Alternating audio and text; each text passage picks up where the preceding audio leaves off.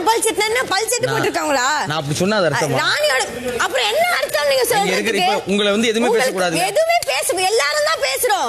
Hi hello எல்லாருக்கும் வணக்கம் and welcome back to our channel. இன்னைக்கு பிக் பாஸ் வீட்டுக்குள்ள நிறைய சுவாரஸ்யமான விஷயம் நடந்தாலும் ஒரு சில விஷயங்கள் நம்ம எல்லாருக்குமே வந்துட்டு கொஞ்சம் முகம் சுளிக்கிற மாதிரி இருந்துச்சு.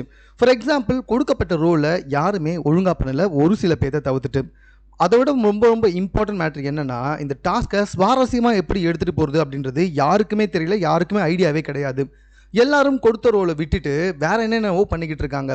அவங்களா ஒரு ரோல் எடுத்து பண்ணுறேன் அப்படின்ற பேரில் அவங்க பண்ணுறதும் சுத்தமாக நல்லாவே இல்லை. அதை விட ரொம்ப இம்பார்ட்டன்ட், இதில் கொடுக்கப்பட்டிருக்கிறது ரொம்ப முக்கியமான கதாபாத்திரங்கள் ராஜா, ராணி, அப்புறமா தளபதிகள், ராஜமாதா, இந்த பக்கம் வந்து பார்த்திங்கன்னா ராஜகுரு. ஸோ இவங்களுடைய ஒர்க்கையாவது ஒழுங்காக பார்க்குறாங்களான்னு சொல்லி பார்த்தீங்கன்னா கிடையவே கிடையாது. இது எல்லாத்தையுமே இன்றைக்கான எபிசோடை நான் போகிறப்ப அப்படியே சொல்லிக்கிட்டே போகிறேன், நீங்களே வந்துட்டு சொல்லுவீங்க. ஸோ இன்றைக்கான எபிசோடை பொறுத்த வரைக்கும் இந்த ராஜாங்கம் அப்படின்றதுனால இந்த பொன்னி நதி பார்க்கணுமே அப்படின்ற சாங்கை தான் வந்துட்டு ப்ளே பண்ணாங்க. எல்லாருமே டான்ஸ் ஆனதுக்கப்புறமா ஸோ கிட்டத்தட்ட எல்லாமே ரெடி ஆகிட்டாங்க. இந்த ராஜாவுடைய வருகை மற்றும் ராணியோட வருகையெல்லாம் ரொம்பவே நேர்த்தியாக இருந்துச்சு. ஸோ ராணியோட பேர் சாச்சமா தேவி, ராஜாவோட பேர் ராணோ கேசரி. Fine, okay. இவங்களை கூட்டிகிட்டு வந்தது, அவங்க வரும்பொழுது வந்துட்டு இந்த துதி பாடுறது, அதுக்கு மக்கள் எல்லாமே வந்துட்டு வாழ்கன்ட்டு வாழ்த்து சொல்கிறது, இது எல்லாமே கிட்டத்தட்ட ஓகே, சேமாக தான் இருந்துச்சு, கரெக்டாக இருந்துச்சு. நான் கூட இதெல்லாம் பார்த்து ஆஹா, இந்த வாட்டி எபிசோட் வேறு லெவலில் போகுது அப்படின்ட்டு ரொம்ப பூரிப்பாயிட்டேன். பட் போக போக என்ன ஆச்சு அப்படின்னு சொல்லி பார்த்தீங்கன்னா ரொம்பவே வந்துட்டு போர் அடிக்க ஆரம்பிச்சிடுச்சு. முத்துவோட கதாபாத்திரம் ஓரளவுக்கு கொஞ்சம் சுவாரஸ்யமாக இருந்துச்சு. அவருடைய கதாபாத்திரம் என்னன்னா, கிட்டத்தட்ட ஒரு ஸ்மைபானி தான் இருக்காரு, ஆனால் புத்தி சுவாதீனம் இல்லாத மாதிரி நடிச்சுக்கிட்டு இருக்காரு ஆண்கள் அணிலேருந்து. இதில் வேற இவரை வந்துட்டு குக்கிங்க்கு கூட்டு போயிடுறாரு விஷால் அந்த பக்கம். ஸோ அவர் போயிட்டு அந்த இடத்துல பண்ணுற அடாவடிகள்லாம் கொஞ்சமாக பார்க்கறதுக்கு ரசிக்கிற மாதிரி இருந்துச்சு. ஆனால் இந்த இடத்துல நிறைய கேரக்டர்ஸ் வந்துட்டு நம்மளை இரிட்டேட் பண்ணுற மாதிரி தான் இருந்துச்சு. ரொம்ப குறிப்பிட்டு சொல்லணும்னா ஜெஃப்ரி மற்றும் தீபக், இவங்க ரெண்டு பேரோட கேரக்டருமே பயங்கர இரிட்டேட்டிங்காக இருந்துச்சு அப்படின்னு தான் சொல்லணும். ஏன்னா ராஜாவாக இருக்க ராணோ பேசவே இல்லை, ஜெஃப்ரி மற்றும் தீபக் தான் பேசிக்கிட்டு இருக்காங்க. ஜெஃப்ரி ரொம்ப சாதாரணமான ஒரு மக்கள் அப்படின்ற கதாபாத்திரம் தான் அவர் கொடுக்கப்பட்டிருக்கு. ஆனால் அவர் பண்ணிட்டு இருக்கிறது எல்லாமே என்ன தெரியுமா, ராணியை கிண்டல் பண்ணுறது, ராணி சைடில் இருக்க தளபதியை கிண்டல் பண்ணுறது, ராஜமாதாவை கிண்டல் பண்ணுறது. எனக்கு சுத்தமாக புரியல. இந்த டாஸ்க்கை இதுக்கு முன்னாடி அசீம் அவர் வந்தப்போ விளையாடினப்போ எவ்வளோ நேர்த்தியாக விளையாடினாங்க.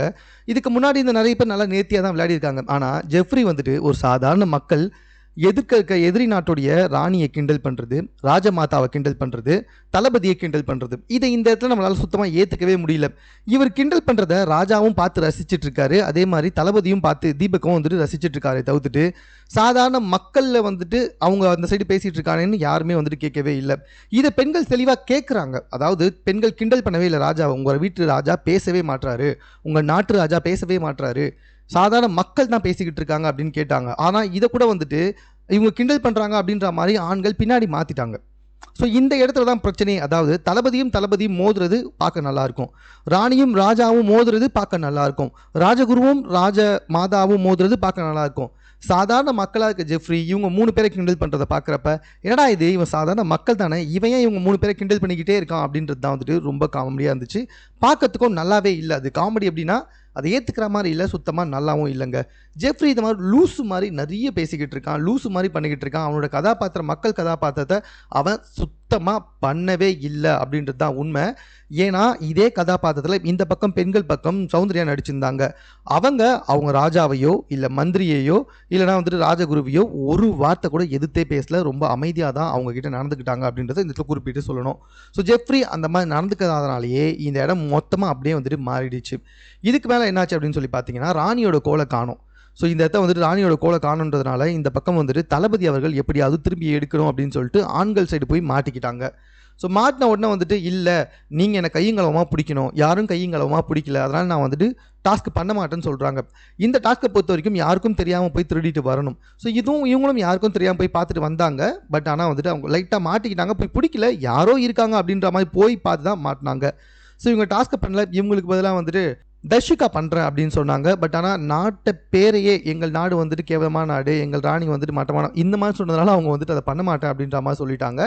ஜெஃப்ரி வந்துட்டு சாதாரணமாக உள்ளே போய் மாட்டினார். அவங்கள பிடிச்சிட்டாங்க, கையங்களவமாக பிடிச்சி அவங்களுக்கு 100 தோப்பு காரணம் கொடுத்தாங்க. ஸோ இதில் வேறு வந்துட்டு ஜெஃப்ரி இந்த சைடு என்ன ஒரு ராணி, என்ன ஒரு மந்திரி, இதெல்லாம் ஒரு நாடா அப்படின்ற மாதிரி பேசிகிட்டு இருக்கான். ஒரு சாதாரண மக்களுக்கு இப்படி பேசுகிற உரிமையை ராஜா கொடுத்துருக்காரு. இதெல்லாம் பார்த்துட்டு மந்திரியும் எதுவும் கேட்கல, தளபதியும் எதுவும் கேட்கலன்னு நினைக்கிறப்ப கொஞ்சம் நல்லாவே இல்லை. ஆக்சுவலாக இன்றைக்கி நடந்த எல்லாத்துக்குமே ஒரே காரணம் ஜெஃப்ரி தான். இன்றைக்கி ஷோ வந்துட்டு ஒழுங்காக நல்லா போயிருக்கும். பட் ஜெஃப்ரி வந்துட்டு ஓவர்லேப் பண்ணி இந்த ஷோவையே வந்துட்டு கெடுத்துட்டான் அப்படின்ற மாதிரி தான் வந்துட்டு சொல்லணும். நிறைய இடத்துல ஜெஃப்ரி வாண்டடாக போயிட்டு ஷோவை கெடுக்க முடிஞ்சதை பார்க்கலாம். ஏன்னா இதை பெண்கள் அணி ஆரம்பத்துன்னு சொல்லிக்கிட்டே இருந்தாங்க. ஜெஃப்ரி தேவையில்லாமல் உள்ளவரான், அவன் சாதாரண மக்கள், அப்படி நீங்கள் பேசக்கூடாதுன்னு சொல்ல இந்த சைடில் இருக்க எந்த ராஜாவும் எந்த ஒரு தளபதியும் எந்த ஒரு ராஜகுருவும் கேட்கவே இல்லை. ஸோ இன்னைக்கு வந்துட்டு பார்த்தீங்கன்னா உண்மையிலே வந்துட்டு ராயன் நல்லா பேசினார். ஸோ நீங்கள் தப்பு செஞ்சுருக்கீங்க, தண்டனை அனுபவிங்க அப்படின்னு சொன்னது மட்டும் இல்லாமல் திருடி அப்படின்ற மாதிரிலாம் வந்துட்டு பேசினார். Okay fine. அவர் ஆக்சுவலாக இந்த கேமுடைய முக்கியமான விஷயமே ரொம்ப நாள் நடிக்க முடியாது. ஒரு கட்டத்துக்கு மேலே அவங்களோட ரியல் ஃபேஸ் வெளியே வரணும்.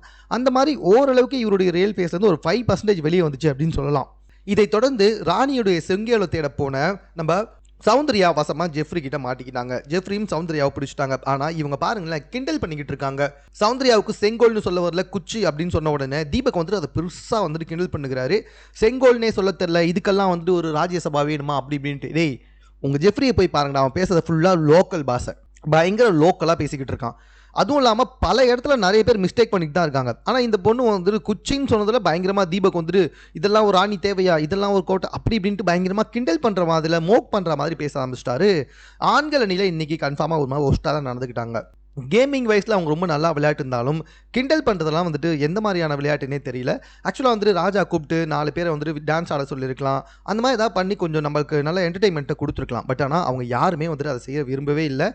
இந்த டாஸ்க்லையும் முழுக்க வந்துட்டு ஆண்கள் அணியும் சரி பெண்கள் அணியும் சரி வன்மத்தை பயங்கரமாக கக்குறாங்கன்னு தெரியுது. இந்த டாஸ்கில் எந்த டாஸ்க்கு கொடுத்தாலும் வன்மத்தை மட்டும் தான் கக்கிட்டு இருக்காங்க. ஸோ இவங்களுக்கு வந்துட்டு நாமினேஷன் ஃப்ரீ பாஸ் டாஸ்க்கு கொடுக்கப்பட்டுச்சு. அது என்ன அப்படின்னு சொல்லி பார்த்தீங்கன்னா, மேப்பை நல்லா பார்த்துக்கணும். மேப்பில் கொடுக்கப்பட்டிருக்க 21 இடத்த வந்துட்டு கரெக்டாக வந்துட்டு செட் பண்ணணும் கொஞ்சம் நேரம் கழிச்சு. ஸோ அந்த வகையில் பார்த்தீங்கன்னா இதுலேயும் ஆண்கள் அணி தான் ஜெயிச்சாங்க. ஆனால் ஜெயிக்க வச்சது ஆனந்தி. ஸோ ஆனந்தி வந்துட்டு ஜெயிச்ச காரணத்தினால இந்த முறையும் நாமினேஷன் ஃப்ரீ பாஸ் 2 டாஸ்கில் ஜெயிச்சதுனால ஆண்கள் அணிக்கு கொடுக்கப்பட்டுச்சு. ஆண்கள் அணி யாருக்கு கொடுக்கலாம் அப்படின்னு சொல்லிட்டு கரெக்டாக கலந்து ஆலோசித்து இவங்களுக்கு கொடுக்கலாம் அப்படின்னு சொல்லி சரியான ஆளை தேர்ந்தெடுத்திருக்காங்க. சிவாவை தேர்ந்தெடுத்திருக்காங்க. உண்மையிலே சிவாவுக்கு வந்துட்டு ஓட்டிங் ரொம்ப கம்மியாக தான் இருந்துச்சு. ஸோ கரெக்டாக நாமினேட் பண்ணியிருக்காங்க. ஸோ சிவாவை நாமினேஷன் ஃப்ரீ பாஸ் கொடுத்து சிவாவை காப்பாற்றிருக்காங்க. அதனால் கண்டிப்பாக இந்த வாரம் வந்துட்டு பார்த்திங்கன்னா டெஃபினட்டாக ஆனந்தி தான் வெளியே போவாங்க அப்படின்றத நான் இப்போவே வந்துட்டு சொல்லிக்கிறேன். ஸோ அது மட்டும் இல்லை, இந்த நாமினேஷன் ஃப்ரீ பாஸை ஜெயித்ததன் காரணமாக ஆண்கள் அணி ஒரு படி மேலே போயிருக்காங்க. எதில்? அந்த அரியாசனம் இருக்குல்ல, ஸோ அதில் வந்துட்டு ஒரு படி மேலே போயிருக்காங்க அப்படின்னு தான் சொல்லணும். ஸோ இதுக்கு நடுவில் என்ன நடந்துச்சு அப்படின்னு சொல்லி பார்த்தீங்கன்னா, ஒரு களிமண் டாஸ்க் கொடுத்தாங்க. ஸோ இது வந்துட்டு வணிகத்துக்கான டாஸ்க்கு. ஸோ அந்த வணிகத்தின் மூலமாக வந்துட்டு அந்த நாட்டுக்கு காசு வரும். அதை வைத்து வந்துட்டு இந்த டாஸ்கில் யார் வின் பண்ணாங்க அப்படின்னு முடிவு பண்ணலாம். அதாவது அரியாசனத்துக்கு இன்னொரு படி போகலாம். மொத்தமே 4 படி 5 படி தான். ஸோ அதில் பார்த்தீங்கன்னா முதல் படியில் இந்த நாமினேஷன் ஃப்ரீ டாஸ்க்கை வின் பண்ணதன் காரணமாக ஸோ ஆண்கள் அணி ஒரு படி மேலே போயிட்டாங்க. அதுவே அவங்களுக்கு பயங்கர சந்தோஷம். இந்த களிமண் இருக்குல்ல, ஸோ அந்த டாஸ்க்கை பொறுத்த வரைக்கும் எப்படின்னா, அது ரொம்ப பெருசாக போட்டி கிடையாது. பட் ஆனால் 2 அணிலேருந்தும் 4 பேர் கலந்துக்கிட்டாங்க. அதில் எந்த அணி வந்துட்டு அதிகமான அளவு களிமண் மூலமாக கலைப்பொருட்கள் செஞ்சுருக்காங்களோ அதை வந்துட்டு கடைசியாக 2 நாட்டுடைய தளபதிகள் வந்து பார்த்து அதுக்கு எவ்வளோ அமௌண்ட்டுன்னு சொல்லி வாங்கிட்டு போனோம் அப்படின்றது தான். ஸோ இதுலேயும் பார்த்தீங்கன்னா கிட்டத்தட்ட ஆண்கள் அணி தான் ஜெயிச்சாங்க. இந்த டாஸ்க்கு இதோ வந்துட்டு 1 மணி நேரம் 2 மணி நேரம் நடக்கல. எனக்கு தெரிஞ்சு இந்த டாஸ்க்கு அரை நாளுக்கு மேலே நடந்துச்சு அப்படின்ற மாதிரி தான் தெரிஞ்சுது. எனக்கு கிட்டத்தட்ட ஒரு 3-4 மணி நேரத்துக்கு மேலே வெளியே வந்துட்டு மக்கள் எல்லாம் உட்காந்து அந்த நாட்டுக்கு தேவையான கலைப்பொருட்களை செஞ்சுக்கிட்டு இருக்காங்க. ஏன்னா அதிகமான கலைப்பொருட்கள் செஞ்சால் கடைசியில் விற்கும்போது அதிகமான காசு வரலாம் அப்படின்ற காரணத்துக்காக அந்த கலைப்பொருட்கள் செய்யும்போது கூட வந்துட்டு பார்த்தீங்கன்னா நம்ம அன்ஷிதாவுக்கும் வர்ஷினிக்கும் பயங்கர சண்டை. வர்ஷினி களிமண்ணை தூக்கி போட்டதுனால அன்ஷிதா பயங்கரமாக கோவப்பட்டாங்க. இதை எடுக்க தான் அவ்வளோ கஷ்டப்பட்டோம், நீ என்ன இவ்வளோ கேர்லெஸ்ஸாக தூக்கி போறியே அப்படின்னு சொல்லி அவங்களுக்குள்ள பயங்கரமாக சண்டை வந்துருச்சு. ஸோ அதுக்கப்புறமா இந்த கலாய்க்கிற விஷயம்தான் விஷால், ஜெஃப்ரி மற்றும் நம்ம தீபக் இவங்க எல்லாமே ஒன்றா சேர்ந்து பயங்கரமாக வந்துட்டு கலாய்க்கிறாங்க. இதை கொஞ்சம் கூட ஏற்றுக்கிற மாதிரியே கிடையாது. அந்த இடத்துல சாச்சனா பயங்கரமாக கோவப்பட்டாங்க. நீங்கள் என்ன கலாய்க்கவே இல்லையா, நீங்கள் கலாய்க்கவே இல்லையான்னு கிட்டத்தட்ட சாச்சனா 5-6 தடவைக்கு மேலே பயங்கரமாக கத்தியே வந்துட்டு சொல்லிக்கிட்டே இருந்தாங்க. உண்மையிலே பார்த்தீங்கன்னா அந்த இடத்துல ராணி எதிரி நாட்டாக இருந்தாலும் ராணி அவங்கக்கிட்ட ஒரு குறிப்பிட்ட ஆள் தான் பேச முடியும். அப்படி இருக்கும்போது சாதாரணமாக ராஜாவுடைய எடுபடியாக இருக்க ஜெஃப்ரி எப்படி பேசிக்கிட்டே இருந்தாருன்னு தெரியல. அவரை பேச விட்டு எப்படி ராஜா வேடிக்கை பார்த்தாருன்னு தெரியல. இன்றைக்கி முழுக்க வந்துட்டு பார்த்திங்கன்னா ராணுவோட வாயிலிருந்து கிட்டத்தட்ட ஒரு 5-6 வார்த்தைகள் மட்டும்தான் வெளியே வந்திருக்கும். ஒரு நாட்டுடைய ராஜா எதுக்குமே வாயவே திறக்கல, எல்லாத்துக்குமே அமைதியாகவே இருந்தார். தேவையான இடத்துல ரொம்ப கம்மியாக பேசியிருந்தாங்க சாச்சனா. அதிக அளவில் பேசுனது மஞ்சரி மற்றும் நம்மளுடைய பவித்ரா. அதே மாதிரி இந்த பக்கம் தீபக், ஜெஃப்ரி, விஷால் எல்லாருமே அதிகமாக தான் வந்துட்டு பேசிக்கிட்டே இருந்தாங்க. ஸோ இந்த டாஸ்க்கை ஒரு வழியாக வந்துட்டு அந்த இடத்துல நான் சொல்லியிருந்தேன், அந்த களிமண் வாங்குற இடத்துல அதில் ஆண்கள் அணி கிட்டத்தட்ட 3130 நாணயங்களை ஜெயிச்சிருந்தாங்க. பெண்கள் அணி வந்துட்டு 2900 நான்கள் ஜெயிச்சிருந்தனால ஸோ ஆண்கள் அணிக்கு தான் வந்துட்டு அதில் ஜெயிச்சதாக கொடுக்கப்பட்டுச்சு. அதனால் வந்துட்டு ஆண்கள் அணி அந்த அரியநேசத்துக்கான 2வது படியும் நெருங்கிட்டாங்க. இப்போ வரைக்கும் பெண்கள் அணி வந்துட்டு நெருங்கவே இல்லை. ஸோ இதில் என்ன மேட்ரு அப்படின்னு சொல்லி பார்த்தீங்கன்னா, ஆண்கள் அணி பயங்கரமாக கிண்டல் பண்ணுறாங்க, இவங்களை வந்து பயங்கரமாக டேவியேட் பண்ணுறாங்க. ஸோ பெண்கள் அணி அந்தளவுக்கு ஸ்ட்ராங்காக கிடையாது, இது நல்லாவே தெரியுது. ஆனால் ஆண்கள் அணி ஸ்ட்ராங்காக இருக்கிறது அநியாயமான முறையில் தான் அப்படின்றதுல டவுட்டே கிடையாது. ஒருவேளை ஆண்கள் அணி சரியாக விளையாடினா டெஃபினட்டாக வந்துட்டு இந்த கேம் ஒரு வழி கொஞ்சம் நார்மலாக போகிறதுக்கு சான்சஸ் இருக்குது. ஆனால் கண்டிப்பாக ஆண்கள் அணி நினச்சாங்கன்னா இந்த கேமை ரொம்ப சுவாரஸ்யமாக கொண்டு போகலாம். ஆனால் அவங்களும் அப்படி நினைக்க மாட்டுறாங்க. ஸோ அவங்களுக்குள்ளேயும் நிறைய ஈகோ இருக்குது. பிக் பாஸ் சொன்ன மாதிரி இந்த 2 போட்டியாளர்களுமே, அதாவது ஆண்கள் வீடாக இருக்கட்டும் பெண்கள் வீடாக இருக்கட்டும், யாருமே இந்த பிக் பாஸ் வீட்டில் வாழ்கிற மாதிரி தெரியவே கிடையாது. ஏன் முத்து கூட கிடையாது. ஒரு வழியாக இந்த டீம் வந்துட்டு முடிஞ்சுது இன்னைக்கு. ஸோ நாளைக்கு தொடரலாம் அப்படின்ற மாதிரி வந்துட்டு பிக் பாஸ் அனௌன்ஸ் பண்ணார். ஆனால் போகிறப்ப சாச்சனா பயங்கரமாக கடுப்பாயிட்டாங்க. நீங்கள்லாம் பர்சனலாக கிண்டல் பண்ணிருக்கீங்க, ராணியோட பல்செட்டை கழட்டி வை, ஆயாவோட பல்செட்டை கழட்டி வைன்னு சொல்லிட்டு பவித்ராவை பேசுறதெல்லாம் கொஞ்சம் ஓவராக தான் இருக்குது. ஜெஃப்ரி கொடுத்த இடத்த வந்துட்டு அதிகமாக பயன்படுத்திக்கிறாரு. இதை பெண்கள் பலமுறை சொல்கிறாங்க, ஆனால் இன்ன வரைக்கும் ஸ்ட்ராங்காக சொல்லலை அப்படின்றது தெளிவாகவே தெரியுது. ஸோ ஜெஃப்ரி இந்த இடத்துல கொஞ்சம் ஓவராக தான் பண்ணிக்கிட்டு இருக்காரு. எனக்கு மட்டும்தான் தெரியல, பட் நிறைய பேர் வந்து ஜெஃப்ரி கொஞ்சம் ஓவராக போயிட்டு இருக்காரு அப்படின்ற மாதிரி தான் வந்துட்டு கமெண்ட்டில் சொல்லியிருந்தாங்க.